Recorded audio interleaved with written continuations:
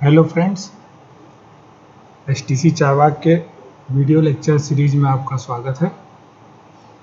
आज जो टॉपिक हम देखने जा रहे हैं वो इलेक्ट्रिक लोकोमोटिव के इंट्रोडक्शन का है। तो जैसा कि हम जानते हैं कि इंडियन रेलवे में वर्तमान में इलेक्ट्रिक लोकोमोटिव का प्रयोग मुख्य रूप से किया जा रहा है। तो फर्स्ट थिंग जो हमें देखनी है वो नॉमेनक्लेचर, यानी कि लोकोमोटिव को किस प्रकार से पहचान किया जाता है या नामकरण कैसे किया जाता है। तो लोकोमोटिव के नामकरण में 3 अक्षर होते हैं, जिसमें से पहला अक्षर उसकी गेज को बताता है, यानी वो किस गेज पे चल रहा है। दूसरा अक्षर ट्रैक्शन का प्रकार बताता है और तीसरा अक्षर सर्विस को बताता है कि किस प्रकार की सर्विस के लिए ये लोकोमोटिव प्रयोग किया जा रहा है। यानी पहला अक्षर यानी फर्स्ट वर्ड जो है वो बताता है गेज। तो अगर ये अक्षर है W तो इसका मतलब ये लोकोमोटिव ब्रॉड गेज का है। अगर ये है Y तो इसका मतलब ये लोकोमोटिव है मीटर गेज का। और अगर ये अक्षर है Z तो ये लोकोमोटिव है नैरो गेज का। इसी प्रकार से दूसरा अक्षर सेकंड लेटर वो बताता है कि किस प्रकार का एनर्जी यूज किया जा रहा है ट्रैक्शन पर्पज के लिए, यानी लोकोमोटिव को चलाने के लिए। अगर ये C है तो C मतलब ये कंटिन्यूअस सप्लाई है, यानी कि ये DC लोकोमोटिव है। और इसी प्रकार से ये A है तो इसका मतलब कि ये अल्टरनेटिंग, यानी कि ये AC एनर्जी से चलने वाला लोकोमोटिव है। और इसी प्रकार से अगर D है तो ये डीजल इंजन है, यानी डीजल से चलने वाला इंजन है। और अगर CA दोनों है तो यानी AC और DC दोनों प्रकार के नेटवर्क पर काम कर सकता है। थर्ड लेटर ये बताता है कि ये लोकोमोटिव किस पर्पज के लिए यूज किया जा रहा है। जैसे अगर ये G है तो इसका मतलब ये गुड्स सर्विस के लिए यूज किए जाने वाला लोको है। P है तो ये पैसेंजर सर्विस के लिए यूज किए जाने वाला लोकोमोटिव है। M अगर है ये अक्षर तो इसका मतलब ये मिक्स्ड सर्विस का लोकोमोटिव है, यानी दोनों गुड्स और पैसेंजर दोनों में। और उसी प्रकार से S है तो ये शंटिंग पर्पज यानी यार्ड शंटिंग में यूज किए जाने वाला लोकोमोटिव है। तो इस प्रकार से हमने देखा कि ये लोकोमोटिव किस प्रकार से नामित किए जाते हैं। इसका मतलब यदि कोई लोकोमोटिव WCAM है तो इसका मतलब कि ये ब्रॉड गेज का लोकोमोटिव है। AC और DC दोनों नेटवर्क पर काम कर सकता है और ये मिक्स्ड सर्विस यानी पैसेंजर और गुड्स दोनों सर्विस में यूज होता है। इसके साथ एक अक्षर और जुड़ा होता है जो कि लोकोमोटिव के वर्जन को बताता है। नेक्स्ट चीज़ जो जानने वाली है वो है व्हील अरेंजमेंट का प्रकार। लोकोमोटिव को उनके व्हील अरेंजमेंट के आधार पर भी बांटा जाता है। जैसे अगर लेटर कैपिटल B है तो इसका मतलब कि ये 2 एक्सल वाली बोगी है, जिसमें से दोनों एक्सल के लिए एक ट्रैक्शन मोटर दी गई है। यानी लेटर B ये बताता है कि बोगी में 2 एक्सल होंगे और दोनों एक्सल यानी बोथ एक्सल्स के लिए एक ट्रैक्शन मोटर का प्रावधान किया गया है। इसी प्रकार से लेटर BO यानी BO जिसे सामान्य भाषा में बोगी भी कहा जाता है, ये 2 एक्सल बोगी है जिसमें से हर एक्सल के लिए एक अलग ट्रैक्शन मोटर का प्रावधान या डिज़ाइन किया गया है। इसी प्रकार से C सी 3 एक्सल वाली बोगी के लिए होता है और जिसमें से हर एक्सल के लिए एक सेपरेट ट्रैक्शन मोटर का डिज़ाइन किया गया है। तो आजकल सामान्यतः को यानी COCO वाली बोगी का उपयोग लोकोमोटिव में किया जाता है, यानी लोकोमोटिव में 3 एक्सल वाली 2 बोगियां होंगी और हर एक्सल के लिए एक ट्रैक्शन मोटर, यानी लोकोमोटिव में कुल 6 ट्रैक्शन मोटर दिए गए हैं। अब देखते हैं इलेक्ट्रिक लोकोमोटिव का डिस्क्रिप्शन। तो जैसा कि हम जानते हैं इलेक्ट्रिक लोकोमोटिव OHE नेटवर्क यानी ओवरहेड इक्विपमेंट से इलेक्ट्रिकल पावर लेता है और इस पावर को कंट्रोल्ड वे में हम एक्सल पर बंधे हुए ट्रैक्शन मोटर तक पहुंचाते हैं, जहां पर यह ट्रैक्शन मोटर्स इस पावर को मैकेनिकल पावर में कन्वर्ट करती हैं, जिसके द्वारा हमें ट्रैक्टिव एफर्ट प्राप्त होता है। इस काम को बेहतर तरीके से करने के लिए समुचित उपकरणों की व्यवस्था लोकोमोटिव में करी गई है, जिससे कि लोको पायलट अपनी रिक्वायरमेंट के अनुसार चलाता है।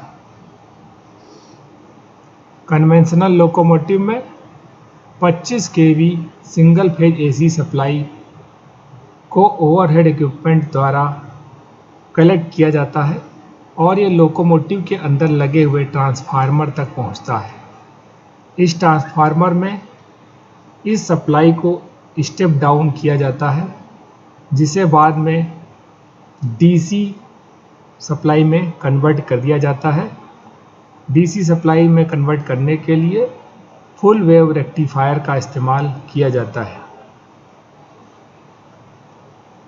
AC इनपुट जो कि हमें ट्रांसफार्मर के प्राइमरी वाइंडिंग के साइड प्राप्त होता है, इस AC इनपुट को ड्राइवर द्वारा चेंज कर ऑन लोड टैप चेंजर की मदद से सेकेंडरी वाइंडिंग यानी कि आउटपुट पावर को चेंज किया जाता है। इलेक्ट्रिक लोकोमोटिव में लगे हुए इक्विपमेंट्स को मुख्य 3 कैटेगरी में बांटा गया है। रूफ इक्विपमेंट यानी छत पर लगे हुए उपकरण, इनसाइड इक्विपमेंट यानी लोकोमोटिव के केबिन के अंदर, और अंडर फ्रेम इक्विपमेंट यानी कि बोगी में लगे हुए उपकरण। ये सभी उपकरण वातावरण की विषम परिस्थितियों में कार्य करते हैं, इसलिए इनका डिज़ाइन इस प्रकार से किया गया है कि ये धूल तथा पर्यावरण की परिस्थितियों का सामना कर सके। इस चित्र में इलेक्ट्रिक लोकोमोटिव के ब्लॉक डायग्राम को दिखाया गया है। तो जैसा कि हम देख रहे हैं यहाँ पर यह पैंटोग्राफ है, जिसमें कि 25 kV की सप्लाई आ रही है और यह सप्लाई इस सर्किट ब्रेकर से पास होती है। यह सर्किट ब्रेकर हमारा पैंटोग्राफ से आने वाली सप्लाई को अपने से गुजार के आगे भेजता है। इस सर्किट ब्रेकर को ड्राइवर ऑन या ऑफ करता है और यह सप्लाई मेन ट्रांसफार्मर के प्राइमरी वाइंडिंग पर पहुंचती है। इस मेन ट्रांसफार्मर में 2 मुख्य सेकेंडरी वाइंडिंग और एक ऑक्सिलरी सेकेंडरी वाइंडिंग का प्रावधान किया गया है। यह secondary winding 750 volt AC power बनाती है और auxiliary winding 380 volt AC power produce करती है। सेकेंडरी वाइंडिंग नंबर 1 से निकलने वाली पावर को रेक्टिफायर ब्लॉक से गुजारा जाता है, जहां पर यह AC पावर DC में कन्वर्ट हो जाती है और यह DC पावर पल्सेटिंग नेचर की होती है, यानी इसमें पल्सेज होते हैं। इस पल्सेज को दूर करने के लिए यहाँ पर स्मूथनिंग रिएक्टर यानी कि एक इंडक्टर सर्किट से गुजारा जाता है। स्मूथनिंग रिएक्टर से निकलने के बाद यह DC पावर नीचे ट्रैक्शन मोटर में पहुंचती है। इसी प्रकार से secondary winding number 2 rectifier block number 2 को पावर देती है जहाँ से निकला हुआ डीसी पावर ट्रक नंबर 2 यानी बाकी के 3 ट्रैक्शन मोटर को चलाता है। ऑक्सिलरी वाइंडिंग से निकली हुई एसी पावर को 3 फेज एसी पावर में कन्वर्ट किया जाता है।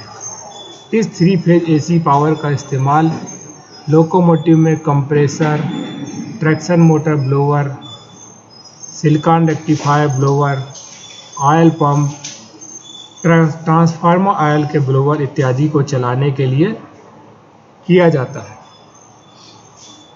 अब जानते हैं रूफ इक्विपमेंट्स के बारे में। रूफ इक्विपमेंट में पैंटोग्राफ, सर्किट ब्रेकर्स आदि होते हैं।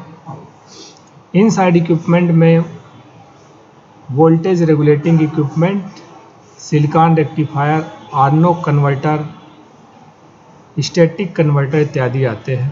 अंडर फ्रेम इक्विपमेंट में ट्रैक्शन मोटर तथा स्मूथनिंग रिएक्टर्स आते हैं। पैंटोग्राफ वो उपकरण है जो हमारा OHE इक्विपमेंट से 25 kV की पावर सप्लाई को कलेक्ट करता है।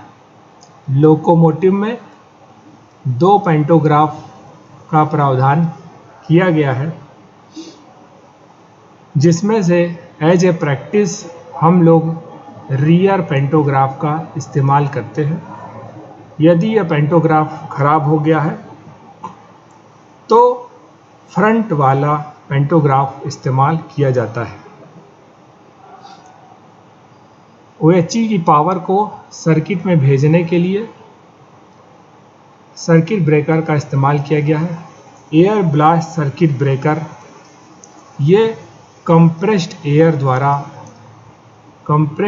द्वारा ऑपरेट होता है, जिसे ड्राइवर मैनुअली रिमोट की मदद से ऑपरेट करता है। यानी दूर स्थित ड्राइवर द्वारा ये मैनुअली ऑपरेट किया जाता है, जिससे कि OHE की पावर मेन ट्रांसफार्मर तक पहुंचती है। यदि किसी कारण से लोकोमोटिव में ओवर करंट या अर्थ की फॉल्ट आ गई है तो यह सर्किट ब्रेकर ऑटोमेटिकली ओपन अवस्था में आ जाते हैं, जिससे कि लोकोमोटिव में फर्दर नुकसान न हो। आजकल लोकोमोटिव में वैक्यूम सर्किट ब्रेकर का इस्तेमाल किया जाता है। Vacuum circuit breaker superior quality के होते हैं और इन्हें लेस मेंटेनेंस की आवश्यकता पड़ती है। इस कारण से अभी वैक्यूम सर्किट ब्रेकर का इस्तेमाल मुख्यतः किया जाता है। इनसाइड इक्विपमेंट में वोल्टेज रेगुलेटिंग इक्विपमेंट्स होते हैं।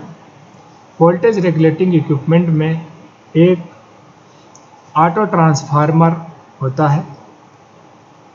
इस ऑटो ट्रांसफार्मर में 32 टैप्स होते हैं। तो इन टैप्स की मदद से हम आगे जाने वाली सप्लाई को रेगुलेट करते हैं। ऑटो ट्रांसफार्मर के आगे स्टेप डाउन ट्रांसफार्मर लगा होता है। स्टेप डाउन ट्रांसफार्मर हमारे आ रही हाई वोल्टेज को स्टेप डाउन कर देता है। स्टेप डाउन ट्रांसफार्मर में 2 सेकेंडरी वाइंडिंग का प्रावधान किया गया है। इस सेकेंडरी वाइंडिंग पर मिलने वाले आउटपुट पावर को हम 0 से मैक्सिमम लिमिट के बीच वैरी कर सकते हैं। जिस प्रकार से घर में लगे हुए फैन के रेगुलेटर के द्वारा हम फैन की स्पीड को 0 से मैक्सिमम तक वैरी कर सकते हैं। सेकेंडरी ट्रांसफार्मर की सेकेंडरी वाइंडिंग से निकलने वाले एसी पावर को सिलिकॉन रेक्टिफायर यानी जो कि फुल वेव रेक्टिफायर होता है, इसमें गुजारा जाता है। फुल वेव रेक्टिफायर से हमको डीसी पावर प्राप्त होती है और हमारे लोकोमोटिव में सिलिकॉन रेक्टिफायर के 2 सेट यानी 2 बैंक्स लगे होते हैं, जिसमें से हर सेट 3 ट्रैक्शन मोटर्स को पावर देता है। इसी प्रकार से ऑक्सिलरी वाइंडिंग से आर्नो कन्वर्टर जुड़ा रहता है। आर्नो कन्वर्टर सिंगल फेज की 380 वोल्ट एसी पावर को 3 फेज की 380 वोल्ट एसी पावर में कन्वर्ट करता है। सिंगल फेज से 3 फेज एसी बनाने से हमारे इक्विपमेंट्स की साइज में काफ़ी रिडक्शन हो जाता है और ये इक्विपमेंट्स बेहतर परफॉर्मेंस देने लगते हैं। इस 3 फेज की एसी सप्लाई का इस्तेमाल लोकोमोटिव में विभिन्न प्रकार के ब्लोअर्स, कंप्रेसर्स इत्यादि को चलाने में किया जाता है। आर्नो कन्वर्टर एक प्रकार का मैकेनिकल यूनिट होता है, जिसके कारण इसमें अधिक मेंटेनेंस की आवश्यकता पड़ती है। आजकल इस आर्नो कन्वर्टर की जगह सिलिकॉन कन्वर्टर का या स्टैटिक कन्वर्टर का इस्तेमाल किया जाता है, जिसमें कि IGBT यानी इंसुलेटेड गेट बाईपोलर ट्रांजिस्टर का इस्तेमाल सिंगल फेज से 3 फेज एसी पावर बनाने के लिए किया जाता है। अन्य उपकरण हैं ट्रैक्शन मोटर्स और स्मूथनिंग रिएक्टर्स। ट्रैक्शन मोटर्स हमारे लोकोमोटिव में DC मोटर्स का प्रावधान किया गया है। प्रत्येक बोगी में 3 मोटरें लगी होती हैं और ये तीनों मोटरें दूसरी बोगी के साथ पैरेलल में कनेक्ट रहती हैं। ट्रैक्शन मोटर्स DC मोटरों का हाई स्टार्टिंग टॉर्क होता है, जिस कारण से DC मोटरों का इस्तेमाल किया जाता है। स्मूथिंग रिएक्टर मोटर को जो DC पावर दी जाती है उसमें कुछ पल्सेशन होता है। इस पल्सेटिंग DC को और बेहतर बनाने के लिए इंडक्टर कॉइल से गुजारा जाता है, जिसे कि हम स्मूथिंग रिएक्टर कहते हैं। तो इंडक्टर कॉइल से गुजरने के बाद DC सप्लाई में फ्लक्चुएशंस काफ़ी कम हो जाते हैं और हमारे उपकरण की लाइफ बढ़ जाती है। आगे देखते हैं इस AC लोकोमोटिव में दिए गए प्रोटेक्शंस और ब्रेक्स। तो इस लोकोमोटिव में सुरक्षा के लिए प्रोटेक्शन इक्विपमेंट्स का प्रावधान किया गया है, जैसे कि मेन ट्रांसफार्मर की वाइंडिंग में हाई करंट की स्थिति में प्रोटेक्शन, सिलिकॉन रेक्टिफायर बैंक में ओवर करंट के कारण होने वाली स्थिति में प्रोटेक्शन, ट्रैक्शन मोटर की मुख्य सर्किट यानी पावर सर्किट में अर्थ की प्रॉब्लम हो जाने की स्थिति में, ट्रैक्शन मोटर का over voltage protection, no voltage या low voltage protection, auxiliary circuit में अर्थ फॉल्ट आ जाने की स्थिति में प्रोटेक्शन और किसी एक्सटर्नल लाइटनिंग या लाइन सर्ज के कारण होने वाली अवस्था में प्रोटेक्शन। तो इस इलेक्ट्रिक लोकोमोटिव में इन स्थितियों में प्रोटेक्शन के लिए इक्विपमेंट्स दिए गए हैं। अब देखते हैं इस लोकोमोटिव में किस प्रकार की ब्रेक्स दी गई है। तो इस लोकोमोटिव में जैसा कि हम जानते हैं कि 3 फेज AC पावर द्वारा एक कंप्रेसर चलाया जाता है।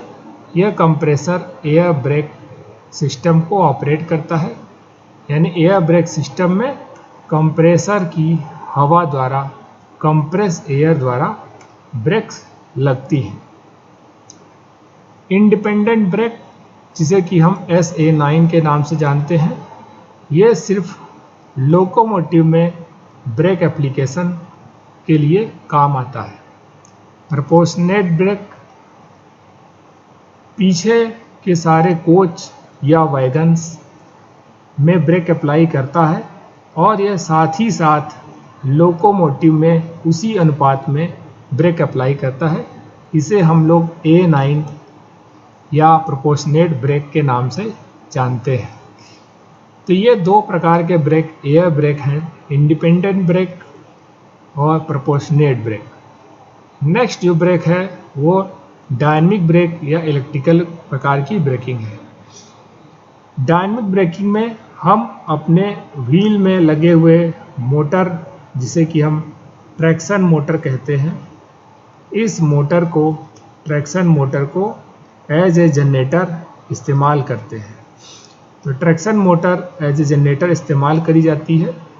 इनर्शिया के कारण जब ये व्हील घूमता रहता है तो इससे यह motor as a generator work करती है और यहाँ से जो पावर जनरेट होता है इसे हम रेजिस्टिव ग्रिड पर भेजते हैं और ये पावर हीट के रूप में एटमॉस्फेयर में डिसिपेट हो जाता है। तो ये कहलाती है डायनेमिक ब्रेकिंग या रियोस्टैटिक ब्रेकिंग।